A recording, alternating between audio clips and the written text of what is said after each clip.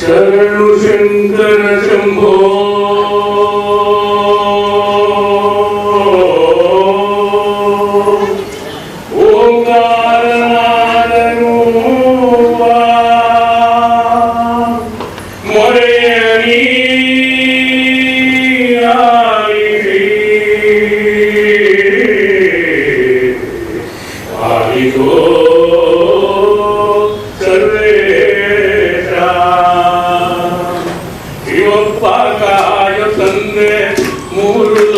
ಸ್ವಾಮಿ ದೇವ ಹಸಿವೆಯನ್ನು ತಾಳಲಾರೆ ಕಾಪಾಡಯ ಹರೇ ಶಿವಪ್ಪ ಕಾಯು ತಂದೆ ಮೂರು ಲೋಕ ಸ್ವಾಮಿ ದೇವ ಹಸಿವೆಯನ್ನು ತಾಳಲಾರೆ ಕಾಪಾಡಯ ಭಕ್ತಿಯಂದೆ ಪೂಜೆಯಂದೆ ಒಂದುವರಿಯನ ಭಕ್ತಿಯಂದೆ ಪೂಜೆಯಂದೆ ಒಂದುವರಿಯನ ಪಾಪ ಒಂದೇ ಪುಣ್ಯ ಒಂದೇ ಕಾಯನಯ ಶಿವಪ್ಪ ಕಾಯು ತಂದೆ ಮೂರು ಲೋಕ ಸ್ವಾಮಿ ದೇವ ಹಸಿವೆಯನ್ನು ತಾಳಲಾರೆ ಕಾಪಾಡಯ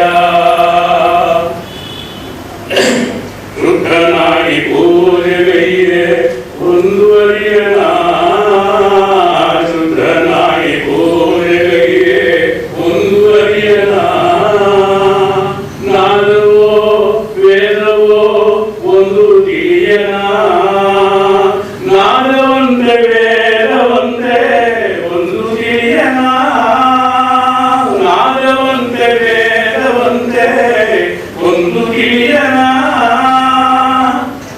ನೊಂದ ಬಾಳು ಬೆಂದ ಹೂಗೆ ಬಂದು ನೋಡೆಯ ಶಿವಪ್ಪ ಕಾಯು ತಂದೆ ಮೂರು ಲೋಕ ಸ್ವಾಮಿ ದೇವ ಹಸಿವೆಯನ್ನು ತಾಳಲಾರೆ ಕಾಪಾಡಯ ಏಕರಿದ್ದರೆ ನಂಬಿದವರಿ ಕಾದಿಸಲುವೆ ಎನ್ನಪ್ಪ ಏಕರಿದ್ದರೆ ನಂಬಿದವರಿ ಕಾದಿಸಲುವೆ ಎನ್ನಪ್ಪ ರೋಗವ ಹರಿಸುವ ದೇವನಿಯಾದರೆ ಬೇಟೆಗೆ ತೋರು ಎನ್ನಪ್ಪ ರೋಗವ ಹರಿಸುವ ದೇವನಿಯಾದರೆ ಬೇಟೆಗೆ ತೋರು ಎನ್ನಪ್ಪ ರೋಗವ ನಾಡುವ ನನ್ನಪ್ಪ ಬೇಟೆಗೆ ತೋರು ಎನ್ನಪ್ಪ.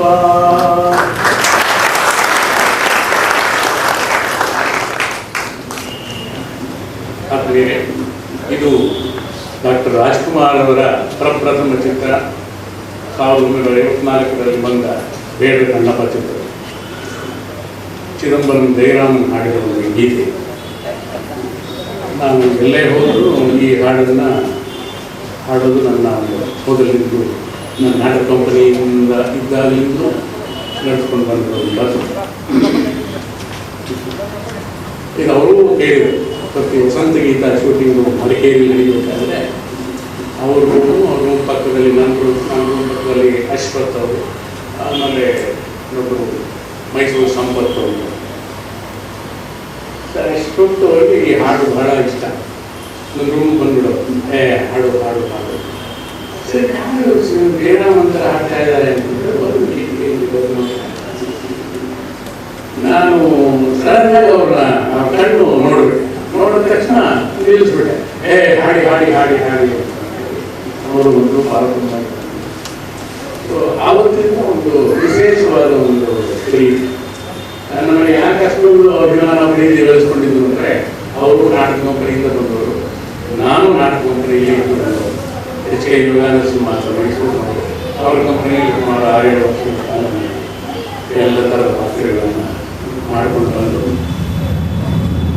ಅದಕ್ಕಿಂತ ಹೆಚ್ಚಾಗಿ ನನಗೆ ರಾಜ್ಕುಮಾರ್ ಅವರಿಗಿಂತ ಹೆಚ್ಚಾಗಿ ವರದತ್ನವರು ಅವರ ತಮ್ಮ ಅವರು ಸಿದ್ಲಿಂಗಯ್ಯನವರು, ವೀರಸ್ವಾಮಿಯವರು, ಚತುರ್ದೇವಿಯವರು 4 ಜನ ಸೇರಿ ಇವರು ರಾಮಸ್ವಾಮಿಯವರ ಕಾದಂಬರಿ ಆಧಾರಿತ ಒಂದು ಹೇಮಾವತಿ ಆ ಚಿತ್ರದಲ್ಲಿ ನನಗೆ ಪಾತ್ರ ಸಿದ್ಲಿಂಗಯ್ಯನವರು ಚಿತ್ರಕ್ಕೆ ಪಾದಾರ್ಪಣೆ ಮಾಡಬೇಕು ಅವಕಾಶ ಮಾಡಿಕೊಡು. ಅದು ನಾನು ಪಾತ್ರ ಕಲಾಕ್ಷೇತ್ರದಲ್ಲಿ ನೋಡಿ, ನಾನು ಆನಂದ ಮುನ್ಸುವಾಡಿ ಇವರೆಲ್ಲ ಸಮುದಾಯ ಅಂತ ಒಂದು ನಾಟಕದಲ್ಲಿ ರಣಧೀರ ಕಟ್ಟಿರುವ ಪಾತ್ರ ಮಾಡಿದ್ದಾರೆ. ಸುತ್ತ ಹೋಗ್ಬಿಟ್ಟಿದೆ ನಾಟಕ. ಆ ರಾಜ್ಯದ ಇವರೇ ಮುದ್ರಾಡಿ ಎಲ್ಲರ ಆಡ್ತಾರಲ್ಲ ಇವರೇ ಮೈಸೂರು ರಾಜ್ಯದಲ್ಲಿ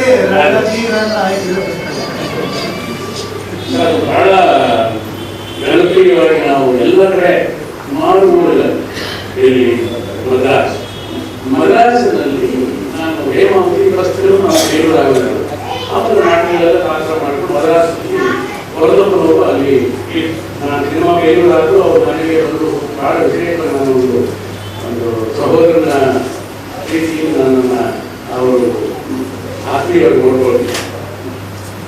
ಸರಿ ನಾನು ಅವಾಗ ಸರ್ವೆ ಇಲಾಖೆಯಲ್ಲಿ ಕೆಲಸ ಮಾಡ್ತಾ ಇದ್ದೆ. ಹೊರದಪ್ಪನವರು ಮದ್ರಾಸ್ಗೆ ಯಾವ ಬಂದಿದ್ದೀರಾ ಇಲ್ಲ ನಾಟಕ ಇದೆ ಸರಿ ಬನ್ನಿ ನಾಟಕಕ್ಕೆ ಹೊರದಪ್ಪನವರು ಬಂದಿದ್ರು. ಸರಿ ಮನೆಗೆ ಬನ್ನಿ ಮನೆ ಕಟ್ಕೊಂಡು ರಾತ್ರಿ 10 ಗಂಟೆ ಆಯಿತು ಮನೆ ಎಲ್ಲರೂ ಮನೆ ಬಿಟ್ಟಿದ್ರು.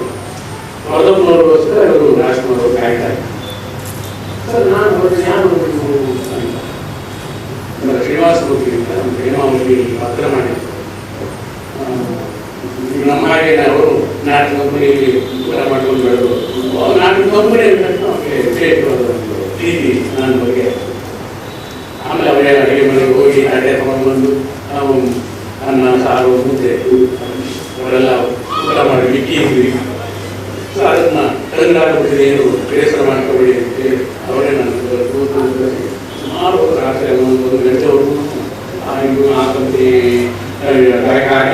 ಆಗಿತ್ತು ಈ ಕ್ಯಾಂಪ್ ಆಗಿತ್ತು ಅವರು ಆಮೇಲೆ ಅವರ ಅನುಭವಗಳನ್ನ ನನ್ನ ಅನುಭವಗಳನ್ನ ಅವ್ರ ಹತ್ರ ಹೇಳ್ತಾರೆ. ಹಾಗಾಗಿ ನಮಗೆ ವಿಶೇಷವಾದ ಆತ್ಮೀಯತೆ ಬೆಳಿ ಅವ್ರ ಜೊತೆಯಲ್ಲಿ ಪ್ರಕೃತಿ ಮಾಡಿ ಸೂರ್ಯ ಹಾಲಿನ ಚಿತ್ರದಲ್ಲಿ ಸ್ನೇಹಿತನ ಪಾತ್ರ ಮಾಡಿ ಆಂಜನಾಯಿ.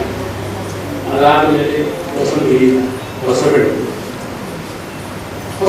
ಶೂಟಿಂಗ್ ಮಾಡಬೇಕಾದ್ರೆ ಮೈಸೂರಿನಲ್ಲಿ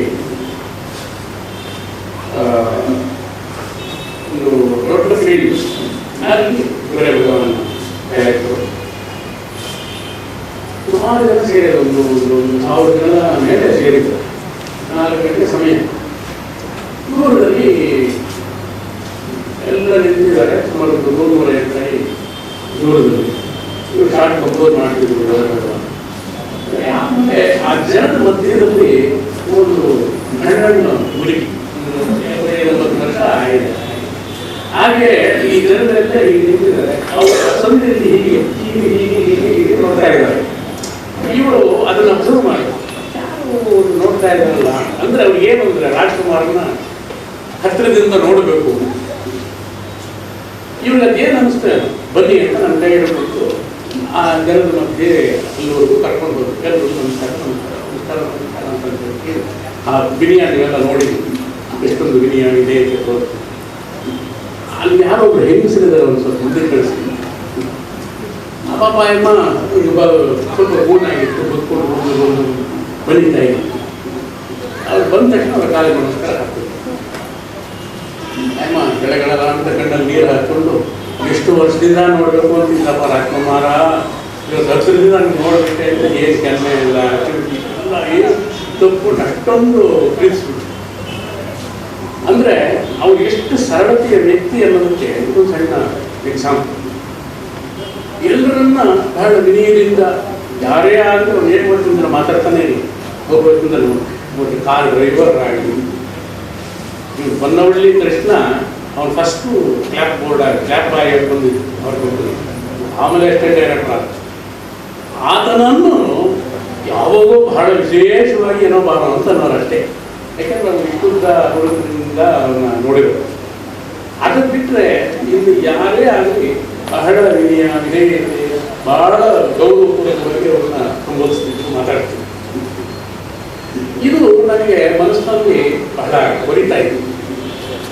ಒಂದ್ಸರ್ತಿ ಮದ್ರಾಸಲ್ಲಿ ಏನೇನು ಶೂಟಿಂಗ್ ಅವ್ರು ಭಾರತವನ್ನು ಹಾಡು ಮಾಡಿದ್ರು. ನಾವು ಅಲ್ಲಿ ಕನ್ನಡದ ಹೋಟೆಲ್ 2 ಇದ್ದು ಪಾಮೂರು ಸ್ವಾಗತ ನಾವೆಲ್ಲ ಸ್ವಾಗತದಲ್ಲಿ ಶ್ರೀನಿವಾಸ ಮೂರ್ತಿಯವ್ರನ್ನ ಫಸ್ಟ್ ಪಿಕ್ ಮಾಡಿ ಆಮೇಲೆ ಅಣ್ಣವ್ರನ್ನ ಪಿಕ್ ಮಾಡ್ಕೊಂಡು ಸ್ಟುಡಿಯೋ ಹೋಗಿ ಅಂತ ಹೇಳ್ಬಿಟ್ಟಿತ್ತು. ಸರಿ ಅವ್ರು ನಾನು ರೆಗ್ಯುಲರ್ ಆಗಿ ನಾನು 6:30 ರೆಡಿ ಇದ್ದೆ. ಸೀರೆ 7:15 ಮನೆ ಹತ್ರ ಬಂದು ಇವರು ಮಾಡಿದ ಮೇಲೆ ಒಂದು ಪುಟಗೋಚೆ ಕಟ್ಕೊಂಡು ಓಡಾಡ್ತಾ ಇದ್ದಾರೆ. ಯಾರ ಅಂತ ಕೇಳೋದು, ಏನೋ ಕೇಳಾಗಿದೆಯಲ್ಲ, ಅದು ಚಾಮರಾಜನಗರದ ಸ್ಲ್ಯಾಂಗ್ ಭಾಷೆ. ಈ ಥರ ಯಾರ ಬಂದಿದ್ದು ಅದೇ ಶ್ರೀನಿವಾಸ ಬರೀ ಅಂತ ಸರಿ ಆಯ್ತು ಮೆಕ್ಕಲ್ಸು ಅವ್ನು ಸರಿ ಮೇಲಕ್ಕೆ ಹೋದ್ರೆ ಮೆಕ್ಕಲ್ಸು ಆ ಹಾಲಿನಲ್ಲಿ ಒಂದು ಮೈಗೆಲ್ಲ ಎಣ್ಣೆ ಹಚ್ಕೊಂಡ್ಬಿಟ್ಟಿದ್ದಾರೆ. ಒಂದು ಸಣ್ಣ ಗೋಪಿ ಪುಟ್ಕೋತಿ ನಾನಿರೋ ಒಂಥರ ವಾಪಸ್ ಹೋಗ್ಬಿಡೋಣ ಅಂತ ಅನ್ನಿಸ್ತು. ಬನ್ನಿ ಕುಕ್ಕೊಳ್ಳಿ ಕಾಫಿ ಮಾಡ್ಬೋದಾ ಹುಡುಗಿ ಕಾಫಿ ತಂದ್ಕೊಟ್ಟು ಅರ್ಧ ಗಂಟೆ ಆಯಿತು. ಸ್ನಾನ ಮಾಡ್ಕೊಂಡ್ಬಿಡ್ತೀನಿ ಕುಕ್ಕಳಿ ಈ ಥರ ಮಾತಾಡ್ತಾ ಇದ್ದಾರಲ್ಲ ಅವರು ಭಾಷೆ ಮತ್ತೊಂಡ್ಬಿಡ್ತಾರಲ್ಲ ಅಷ್ಟು ಮಾಡೋದು ನನಗೆ ಅನುಮಾನ ಶುರುವಾಗುತ್ತೆ. ಆಮೇಲೆ ಒಂದು ಅರ್ಧ ಗಂಟೆ ಸ್ನಾನ ಎಲ್ಲ ಮಾಡಿಕೊಂಡು ಹೋದ್ರು ಅಲ್ಲೊಂದು ಪೂಜೆ ಮಾಡೋದು. ಆಮೇಲೆ ಶುಭ್ರವಾಗಿ ಅವರು ಸಂಚೆ ಹೊಡ್ಕೊಂಡು ಸರಕು ಹಾಕಿಕೊಂಡು ಅಷ್ಟೊತ್ತಿಗೆ ಕೆಳಗಡೆ ಒಂದು ಬೇರೆ ಯಾರೋ 4-5 ಜನ ಬಂದು ಕೂತಿದ್ದಾರೆ ಹೊರಗಡೆ. ಸರಿ ನೆಟ್ಟಿದ್ದು ಅಲ್ಲಿಗೆ ತಿಂಡಿ ತಂದ್ಕೊಟ್ಟು ಮೇಲೆ ತಿಂಡಿ ಕೆಲವರು ವೆಯ್ಟ್ ಮಾಡ್ತಾ ಇದ್ರು. ಯಾರು ರಾಜ್ಕುಮಾರ್ ನೋಡೋದಕ್ಕೆ ಬಂದಿದ್ರು. ಅವ್ರು ಎದ್ದು ನಿಂತ್ಕೊಂಡ್ರು, ನಮಸ್ಕಾರ ಅಂದರು. ಇವರು ಯಾವ ಬಂದ್ರಿ ಈಗ ಸಡನ್ನಾಗಿ ಅಲ್ಲಿ ಅವರು ಆ ಸ್ಲ್ಯಾಂಗ್ ಚಾಮರಾಜನಗರ ಹಳ್ಳಿ ಭಾಷೆ ಮಾತಾಡ್ತಿದ್ರು. ಇಲ್ಲಿ ಏನಪ್ಪ ಬೆಂಡು ಒಳ್ಳೆ ಸ್ಪ್ರಿಂಗ್ ಥರ ಆಗ್ಬಿಟ್ರಲ್ಲ ಅಂತ ನನಗೆ ಅಲ್ಲಿ ಪರಿಚಯ ಮಾಡಿ. ಸರಿ ಇಲ್ಲಿ ಯಾಕೆ ನಾನು ಕೇಳಬೇಕು ಕೇಳಿದ್ರೆ ಸಿನಿಮಾ ಶೂಟಿಂಗ್ ಸಾವುಗಳಿದ್ದು ಆ ಫಾರೆಸ್ಟಲ್ಲಿ ನಾವು ಅಂತ ಬಂದು ಇನ್ಸ್ಪೆಕ್ಟರ್ ಪಾತ್ರ. ಅಲ್ಲಿ ನಮಗೆ ಆವಾಗ ಈಗಿನ ಥರ ಹೆಚ್ಚುವರಿ ಲೈಟ್ಸು ಅದು ಯಾವುದು ಇರಲಿಲ್ಲ. ಸೂರ್ಯನ ಬೆಳಗ್ಗೆ ನಾವು ಹೋದ್ರೆ ಸೂರ್ಯ ಕಾಣಿಸೋರು ನೋಡ ಮರೆಯಾಗುವವರು ಇದು ಬಿಸಿಲು ಬಂದರೆ ಅವ್ರಿಗೇನೋ ಒಂದು ಗಂಟೆ ಬರಲೇ ಸರಿ ಒಂದು ಟೀಮಲ್ಲಿ ಇಬ್ಬರು ಕೂತ್ಕೊಂಡು ಅವರು ನಾಟಕಕ್ಕೆ ಏನೇನು ಅಲ್ಲಿ ಯಾವ ಕ್ಯಾಂಪಲ್ಲಿ ಏನು ಕಡಲೆಗಾಯಿತು ಏನು ಅವರೆಲ್ಲ ಅವ್ರ ಕಂಪ್ನಿ ನಡೆದ ವಿಷಯಗಳೆಲ್ಲ ಹೇಳೋರು. ನಾನು ನಮ್ಮ ಕಂಪ್ನಿ ಯಾವ ಕ್ಯಾಂಪಲ್ಲಿ ನಮ್ಮ ಕಾರ್ಯಕ್ರಮದಾಗ ಹೋಗೋದ್ರೊಳಗೆಲ್ಲ ನಾಟಕ ಆಡಿದ್ವಿ. ಅತಿಯಾರವನ್ನು ಒಂದು ಊರಿನಲ್ಲಿ ಈಗ ಆಯಿತು. ಆಮೇಲೆ ಒಂದು 5 ದಿವಸ ನಮ್ಗೆ ಪೇಮೆಂಟ್ ಇರಲಿಲ್ಲ. ಆಮೇಲೆ ಮಾಲೀಕರ ಮನೆಗೆ ಹೋದರೆ ಅವರು ನಾನು ಹೀರೋ ಪಾತ್ರ ಮಾಡಿ 25 ಪೈಸಾ ಪೇಮೆಂಟ್ ಅಂತ ಕೊಟ್ಟರು. ಇನ್ನು ಗೇಟ್ಗಳಿಗೆಲ್ಲ 10 ಪೈಸಾ ಕೊಟ್ಟರು. ಈಗ ನಮಗೂ ಹಾಗೆ ಆಗಿದ್ರೆ ಆತ್ಮೀಯತೆ ಜಾಸ್ತಿ ಆಯಿತು. ನಾನು ಸರ್ ಮತ್ತೆ ಒಂದು ಮಾತು ಕೇಳಬೇಕು, ಬೇಸರ ಮಾಡ್ಕೋಬಾರ್ದು.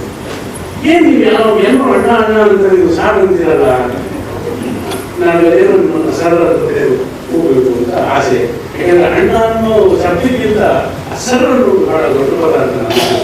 ಓ ಹೌದಾ ಸರ್, ಅದಕ್ಕೆ ಎಕ್ಸಾಂಪಲ್ ಸರ್ ಸಿ ವಿ ರಾಮನು, ಸರ್ ಎಂ ವಿಶ್ವೇಶ್ವರಯ್ಯ, ಅಲ್ಲಿ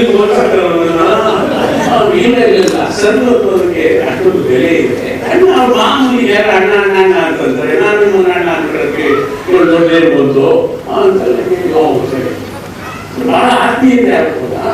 ಸರಿ ನೀವೊಂದು ಮಾತು ಕೇಳ್ತೀನಿ, ಬೇಸರ ಮಾಡ್ಕೋಬಾರ್ದು.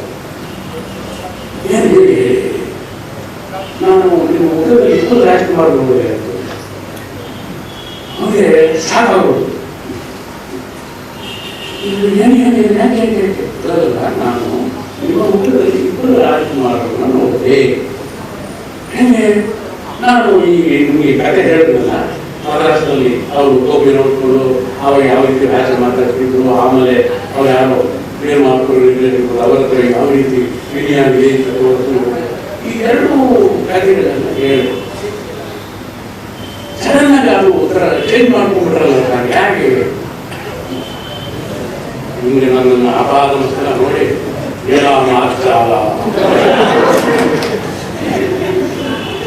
ನಾಚಾಲ ಅಂದ್ರೆ ಬೇಕು ಅಂತ ಗೊತ್ತು. ಏನ್ ಬೇಕಾದ್ರೂ ಬೇಕು ಅಂದ್ರೆ ಬೇರೆ ಬೇಕಾದ್ರೆ ಅನ್ಕೊಳ್ಳಿ. ನನಗೆ ಕೇಳಬೇಕು ಅಂತ ಕೇಳಿದೆ. ಒಂದು 5 ನಿಮಿಷ ಏನು ಮಾತಾಡಿ ಮೌನ. ನಮ್ಮ ಊರಿನ ಭಾಷೆಯಲ್ಲಿ ಮೌನ ಎಷ್ಟು ಚೆನ್ನಾಗಿ ಅವರು ಅದೇ ತೋರಿಸ್ತಾರೆ. ಉದಾಹರಣೆ ಹೇಳು 5 ನಿಮಿಷ ಆದಮೇಲೆ ಮದ್ರಾಸಿನ ಕಥೆ ಒಂದು ನೆನಪು ಮಾಡಬೇಕು. ಅಲ್ಲಿ ಗೋಲ್ಡನ್ ಸ್ಟುಡಿಯೋ ಅಂತ ಅಲ್ಲಿ ನಾಲ್ಕಾಟ್ ರೋಡ್ ಅಂತಂದರೆ ಆ ರೋಡ್ನಲ್ಲಿ ಎಲ್ಲ ಹೀಗೆ ಸ್ಟುಡಿಯೋ, ಆಮೇಲೆ ವಿಜಯವಾಹಿನಿ ಸ್ಟುಡಿಯೋ, ಭರಣಿ ಸ್ಟುಡಿಯೋ, ಪ್ರಸಾದ್ ಎಲ್ಲ ಮೇಲೆ ಇದರಲ್ಲಿ ಇರೋದು. ಅವರಿಗೆ ಒಂದು ಗೋಲ್ಡನ್ ಸ್ಟುಡಿಯೋ ಅಲ್ಲಿ ಮಾತ್ರ ಕನ್ನಡ ಸಿನಿಮಾಗಳಿಗೆ ಅವಕಾಶ ಇತ್ತು ಶೂಟಿಂಗ್. ಅದು ಏನು ರಾತ್ರಿ ಹಗಲೊತ್ತಲ್ಲ, ಹಗಲೊತ್ತು ಯಾರೋ ಒಂದು ದೊಡ್ಡ ಸೆಟ್ ಹಾಕಿದ್ದಾರೆ, ಅರಮನೆ ಸೆಟ್ಟು ಇನ್ನೊಂದು ಯಾವುದೋ ಒಂದು ಸೆಟ್ಟು. ಆ ಸೆಟ್ಟಲ್ಲಿ ಇವರು ರಾತ್ರಿ ಹೊತ್ತು ಅವಾಗೆ ಕಟ್ಬಿಟ್ಟು ರಾತ್ರಿ ಹೋಗಿ ಶೂಟಿಂಗ್ ಮಾಡ್ಕೊಂಡು ಈ ಥರದ ಪದ್ಧತಿ ಅವಾಗ ಇತ್ತು. ಆ ಸಂದರ್ಭದಲ್ಲಿ ಕಲ್ಯಾಣ್ ಕುಮಾರ್ ಅವರು ಬಹಳ ದೊಡ್ಡ ನಟರು, ಕನ್ನಡ ಅಲ್ಲದೆ ತಮಿಳಿನಲ್ಲಿ 40,000 ರೂಪಾಯಿ ಕೊಡುವಂತ ಹೀರೋ. ಇವ್ರಿಗೆ ನಾವು 2,500 ರೂಪಾಯಿ ಹೀರೋ. ಸರಿ ಹೋಗಿದ್ದಾರೆ, ಅಲ್ಲಿ ಕಲ್ಯಾಣ್ ಕುಮಾರ್ ಕೊಟ್ಟಿದ್ದಾರೆ, ಅವ್ರು ಪ್ರೊಡ್ಯೂಸರು ಡೈರೆಕ್ಟರು ಎಲ್ಲ ಕೊಟ್ಟಿದ್ದಾರೆ.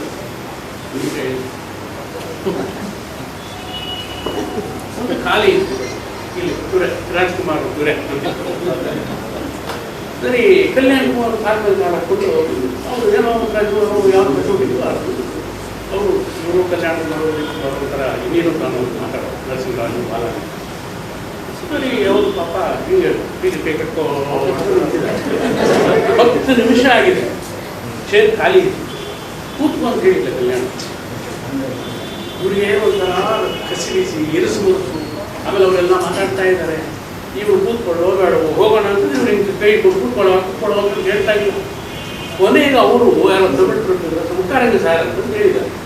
ಅವರು ಕೂತ್ಕೊಳ್ಳಯ್ಯ ಅಂತಂದು ಹೇಳಿ ಕೂತ್ಕೊಳ್ಳೋಕೆ ಹೋದ್ರು. ದಪ್ಪತ್ತ ರಾಜ್ಕುಮಾರ್ ಎಲ್ಲ ನಕ್ಬಿಟ್ರು. ಇವ್ರು ಬಹಳ ಅವಮಾನ ಆಗ್ಬಿಟ್ರು. ಸರಿ ಹೋಗಿ ಬಾತ್ರೂಮ್ನಲ್ಲಿ ಒಂದು ಅರ್ಧ ಗಂಟೆ ಎಷ್ಟು ಅಡಬೇಕು ಹತ್ತು ಮುಖ ಎಲ್ಲ ಒರೆಸ್ಕೊಂಡು ಮೇಕಪ್ ಹೋದ್ರು. ಅವತ್ತಿನಿಂದ ನನಗೆ ನಾನು ಏನಾದರೂ ಚಿತ್ರರಂಗದಲ್ಲಿ ಮುಂದುವರಿಬೇಕಾದರೆ ಒಂದು ಏನೋ ಒಂದು ಹೊಸ ಥರದ್ದು ಏನಾದರೂ ಒಂದು ಕಲ್ತ್ಕೋಬೇಕು ಅಂತ ಮನಸ್ಸಿಗೆ ಅನಿಸ್ಬಿಟ್ಟಿದೆ. ಅನಿಸಿದಾದ ಮೇಲೆ ಈಗ ನೀವು ನಮಸ್ಕಾರನೇ, ನೀವು ನಮಸ್ಕಾರ ನಮಸ್ಕಾರ ಚೆನ್ನಾಗಿದ್ದೀರಾ, ನಮಸ್ಕಾರ ಚೆನ್ನಾಗಿದ್ದೀರಾ ಇದು ಅಭ್ಯಾಸ ಆಗ್ಬಿಡುತ್ತೆ. ಆ ಒರಿಜಿನಾಲಿಟಿ ಏನಿದೆ ಹಳ್ಳಿಯಲ್ಲಿ ಮತ್ತು ಮನೆಯಲ್ಲಿರುವಾಗ ಮಾತ್ರ ಅದು ಆ ಸ್ಲ್ಯಾಂಗ್ ಯಾವುದು ಚಾಮರಾಜನಗರದ ಅವರ ಗಾಜನವರು ಸಿಂಗಾನವರು ಭಾಷೆ ಉಪಯೋಗಿಸ್ತಿದ್ರೆ ವಿನಃ ಇಲ್ಲಿ ಎಲ್ಲ ಬಂದರು ಇದು ನನಗೆ ಒರಿಜಿನಲ್ ಆಗ್ಬಿಟ್ಟು ಅದು ಡೂಪ್ಲಿಕೇಟ್ ಆಗ್ಬಿಟ್ಟಿದೆ, ನಾನು ಮರೆಯೋಕೆ ಆಗ್ತಾ ಇಲ್ಲ. ಇದು ಜನಗಳು ಇದನ್ನು ಇಷ್ಟಪಟ್ಟುಬಿಟ್ಟಿದ್ದಾರೆ, ಇದನ್ನು ನಾನು ಚೇಂಜ್ ಮಾಡ್ಕೋಬಾರ್ದು ಅಂತ ಹೇಳ್ಬಿಟ್ಟು ಅವತ್ತಿಂದ ಇದನ್ನೇ ಆ ಮಾಡ್ಕೊಂಡು ಬಂದಿದ್ದೀನಿ. ಎಲ್ಲೂ ನಾನು ಇದನ್ನ ಕೆಲವು ಜನರಿಗೆ ಆರ್ಟಿಫಿಷಿಯಲ್ ಅಂತ ಅನಿಸುತ್ತೆ, ನಾನು ಅದಕ್ಕೆ ಇದೇ ಮಾಡಕ್ಕೆ ಹೋಗ್ತಿಲ್ಲ, ನಾನು ಅಭ್ಯಾಸ ಮಾಡ್ಕೊಂಡ್ಬಿಟ್ಟಿದ್ದೀನಿ. ಅದು ಜನರ ಮನಸ್ಸಿನಲ್ಲಿ ಎಷ್ಟು ವಿರಿಯುವಂಥ ಇವು, ಎಷ್ಟು ವಿಧೇಯತೆ ಉಳ್ಳುವಂಥ ವ್ಯಕ್ತಿ ಅಂತ ಹೇಳ್ಬಿಟ್ಟು ಅದು ಅವರು ಬದುಕಿರುವವರು ಇವತ್ತು 10 ವರ್ಷ ಆಗಿದೆ ನೋಡಿ. ಅವರನ್ನು ಇವತ್ತು ಮೊನ್ನೆ ಅವರು 10 ದಿನ ಎಷ್ಟು ಜೋರಾಗಿ ಕಟ್ಟಿರುವ ಸ್ಟೇಡಿಯಂ ಸ್ಟುಡಿಯೋದಲ್ಲಿ ಒಂದು ಸಮಾರಂಭ ಏರ್ಪಾಡು ಮಾಡಿದ್ರು. ಇವತ್ತು ಅಷ್ಟು ಅವ್ರ ಬಗ್ಗೆ ಎಲ್ಲ ನೀವು ಯಾರಾದ್ರೂ ಹೆಂಗಸ ನಾನು ಹೆಣ್ಣಿದ್ರೆ ಹೊಸದಾಗಿ ಮದುವೆ ಆದಾಗ ಅವ್ರ ಬಗ್ಗೆ ಏನಾದರೂ ಒಂದು ಸಣ್ಣದಾಗಿ ಇಲ್ಲ ಇಲ್ಲೇನೋ ಒಂದು ಆರ್ಟಿಫಿಷಿಯಲ್ ಪಾತ್ರ ಮಾಡಿದ್ರೆ ಇಲ್ಲೇನು ಗೊತ್ತಿಲ್ಲ ನಮಗೆ ಅವ್ರ ಪಾತ್ರ ನೀವೇನು ಚರ್ಚೆ ಮಾಡೋದು, ಏನೋ ನನ್ನ ಪಾತ್ರನು ಎಲ್ಲಾನು ಚೆನ್ನಾಗಿದೆ ಅಂತೀರಿ, ಎಲ್ಲ ಒಂದು ಕಡೆ ಇದು ಚೆನ್ನಾಗಿ ಮಾಡ್ಬೋದಾಗಿತ್ತು, ಈ ಚೆನ್ನಾಗಿ ಮಾಡಲಿಲ್ಲ ನಮಗೆ ಅನ್ಸುತ್ತೆ. ಆ ಥರ ಅಂದಾಗ ಹೆಂಗಸರಿಗೆ ಯಾರು ಅವ್ರು ಬಿಟ್ಕೊಡ್ತಾರೆ ಇಲ್ಲ. ಅವ್ರು ಒಂದು ಕಡೆ ಚೆನ್ನಾಗಿ ಮಾಡಿಲ್ಲ ಇರಲಿ ಅಥವಾ ಕಥೆ ತೆಗೆಯುವುದಾಗಿದ್ದು ಖಂಡಿತ ಅವರನ್ನು ಮೆಚ್ಚಿಕೊಡೋದು ಅದು ಯೋಗ. ಯಾಕೆಂತಂದ್ರೆ ನಮ್ಮ ಪ್ರಕಾಶ್ ಬೆಳವಡೆ ಹೇಳಿದ್ರು, ಮುಖ್ಯವರು ಹೇಳಿದ್ರು, ಒಳ್ಳೆ ಸಿಂಗರು, ಒಳ್ಳೆ ನಟ, ಒಳ್ಳೆ ದೇಹದಾಕ್ಷವನ್ನು ಚೆನ್ನಾಗಿ ರೂಢಿಸ್ಕೊಂಡು ಬಂದಂತಹ ವ್ಯಕ್ತಿ ಇದೆ. ಯಾವ ಕಾಲದಲ್ಲೂ ಮಾತ್ರ ಸಾಧ್ಯವೇ ಇಲ್ಲ. ಅವ್ರು ಬಹುಶಃ ಈ ನಮ್ಮ ವೀರಪ್ಪನ ಏನಾದರೂ ಎಳ್ಕೊಂಡು ಹೋಗದೆ ಇದ್ದಿದ್ರೆ ನನ್ನ ದೃಷ್ಟಿಯಲ್ಲಿ 110 ವರ್ಷ ಬದುಕಿದ್ದು ಅಂತ ಮನದಾರದ ಮಾತು. ಆದರೆ ಯಾವಾಗ ಅಲ್ಲಿ ಕಾಡಿಗೆ ಹೋಗ್ತಿದ್ರು ಅವರಿಗೆ ಮಾನಸಿಕವಾಗಿ ಬಹಳ ಪ್ರತಿ ಅವರ ಅಮ್ಮನಿಗಿಂತ ಆಪ್ತ ಸಖ ಅವರಿಗೆ ಪ್ರದರ್ಶನ. ಯಾವುದೇ ಸಬ್ಜೆಕ್ಟ್ ಅನ್ನ ಆರಿಸೋದು ಅವರೇ. ಎಷ್ಟು ಇನ್ವಾಲ್ವ್ ಆಗ್ತಿದ್ರು ಅಂತಂದ್ರೆ ಸಂಭಾಷಣೆಯಿಂದ ಚಿತ್ರಕಥೆಯಿಂದ ಹಿಡಿದು ಸಂಭಾಷಣೆಯವರು ಹೀಗೆ ಬರಬೇಕು, ರಾಜ್ಕುಮಾರ್ ಬಾಯಿ ಹೀಗೆ ಬರಬೇಕು ಅಂತ ಹೇಳಿ ಅವರು ಶಂಕರ ಕೂತ್ಕೊಂಡು ಮಾಡಬೇಕು. ಅದರಿಂದ ಅವರು ಅಷ್ಟು ಎದುರಿಕೆ ಬೆಳೆದಿಕ್ಕೆ ಬೇರೆ ಯಾವ ಕಲಾವಿದರು ಯಾವ ನಾಯಕನ ಹೆಸರು ಹೇಳಿ ಹೆಸರು ಒಂದು ಹೆಸರು ಹೇಳಿ ಆ ಒಂದು ತೂಕ ಒಂದು ಲೆವೆಲ್ಗೆ ಮುಟ್ಟೋದಕ್ಕೆ ಸಾಧ್ಯ ಅಂತ ಏನೇನೋ ಯಾರು ಪ್ರತಿಯೊಬ್ಬ ಮನುಷ್ಯ ಅಂದ್ರೆ ರೈತಗಳು ಒಂದೇ ಸತಿ ಇರೋದು, ನ್ಯೂನತೆಗಳು ಇದ್ದೇ ಇರುತ್ತೆ, ತಪ್ಪುಗಳು ಇದ್ದೇ ಇರುತ್ತೆ. ಆದರೆ ಆ ತಪ್ಪುಗಳನ್ನು ಬದಿಗಿಟ್ಟು ಅವರ ಒಳ್ಳೆಯತನವನ್ನು ಮಾತ್ರ ನಾವು ಸ್ವೀಕರಿಸಬೇಕು. ಹಂಸಕೀಯ ನಾಯಕರು ಆ ರೀತಿ ಎಲ್ಲರ ಹೃದಯದಲ್ಲಿ ಅವರು ಚಿರಸ್ಥಾಯಿಯಾಗಿ ಉಳಿದಿದ್ದಾರೆ. ಇನ್ನೂ ಅವರು ಅವರ ನೆನಪು ಹಾಗೇ ಇದೆ ಅಂತ ಈ ಸಂದರ್ಭದಲ್ಲಿ ಹೇಳ್ತಾರೆ.